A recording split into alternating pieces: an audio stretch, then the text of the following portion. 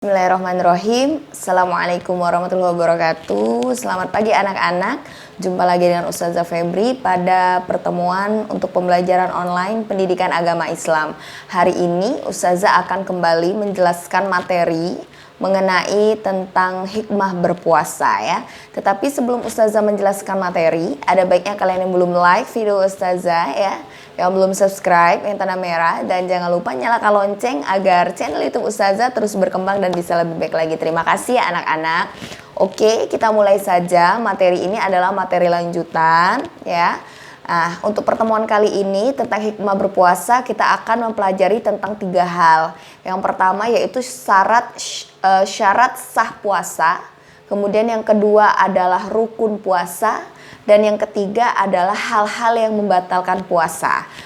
Silahkan kalian simak ya materinya. Oke, untuk pertama-tama kita melafazkan lafaz basmalah. Bismillahirrahmanirrahim. Kita mulai saja. Jadi syarat sah puasa ya.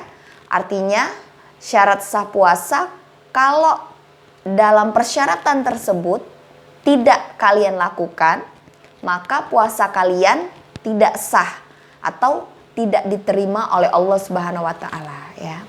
Jadi syarat sah puasa itu ada 4. Yang pertama beragama Islam.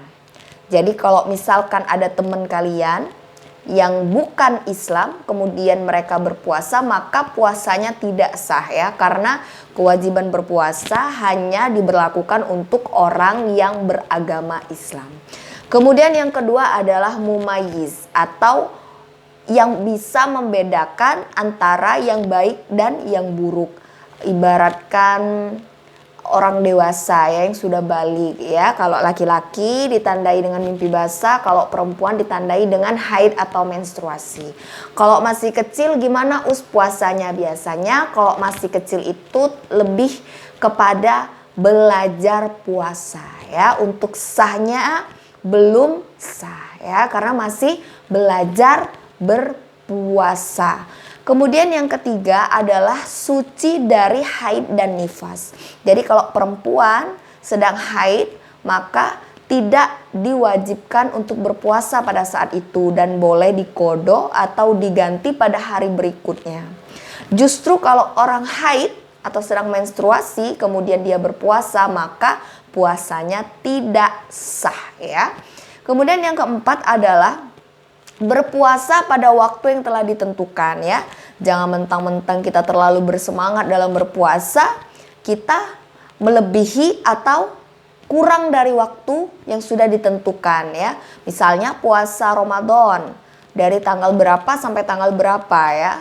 Nah, ternyata kita puasanya saking semangatnya Ramadan, puasa Ramadan itu kita sampai Lebaran pertama itu atau lebaran kedua sampai lebaran ketiga kita berpuasa. Itu tidak diperbolehkan karena ada batas waktunya untuk berpuasa ya. Atau misalnya berpuasanya nggak buka-buka ya, karena saking menyukai berpuasa. Tidak boleh, karena berpuasa itu identik dengan menahan lapar, kemudian ketika azan maghrib maka harus berbuka puasa ya. Oke, itu adalah syarat sah puasa. Jadi kalian ingatkan ada 4 ya. Nah, kemudian kita akan mempelajari tentang rukun puasa. Jadi rukun puasa itu ada 2 ya. Yang pertama itu adalah niat. Niat ya. Niat di sini sangat penting sekali karena segala sesuatu itu berawal atau bermula dari niat ya. Nah, kalian udah hafal niat puasa. Niat puasa itu harus kalian bacakan ya, maksudnya boleh dalam hati, boleh secara lisan, maksudnya harus kalian niatkan. Boleh malam hari kalau misalkan kalian takut tidak terbangun sahur, maka kalian boleh ketika mau tidur itu kalian niat berpuasa untuk esok harinya.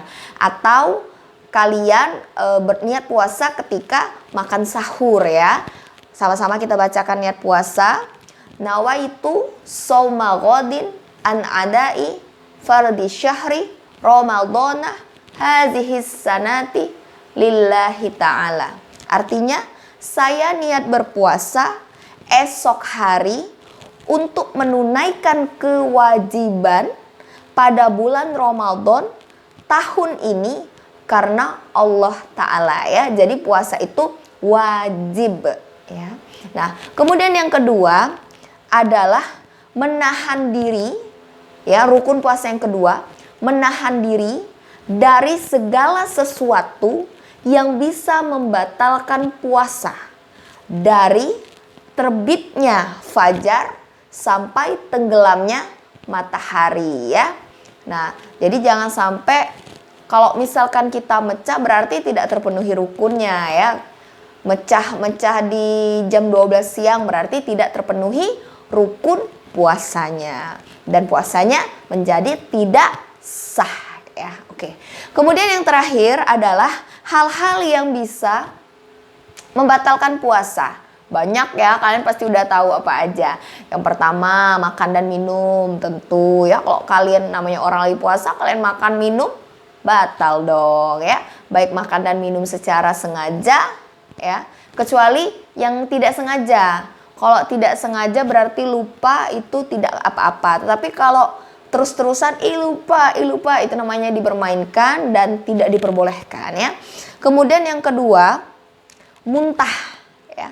Muntah, keluar sesuatu dari mulut. Nah, itu membatalkan puasa ya.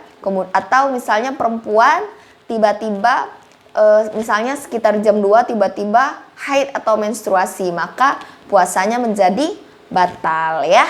Nah, itu saja anak-anak materi untuk pertemuan kita hari ini. Tugasnya adalah kalian buka buku paket kalian ya. Di halaman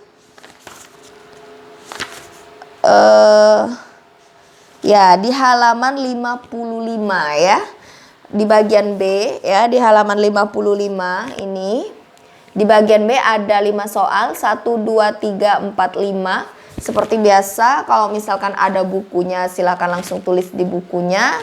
Kalau misalnya tidak ada atau pinjam dari sekolah, kalian bisa kerjakan di buku tulis agama, tetapi tidak usah tulis soalnya, langsung jawabannya saja ya. Semoga kalian paham, semoga kalian mengerti. Kita akhiri pelajaran kita hari ini dengan melafazkan lafaz hamdalah. Alhamdulillahirabbil alamin. Ustazah akhiri dengan wassalamualaikum warahmatullahi wabarakatuh.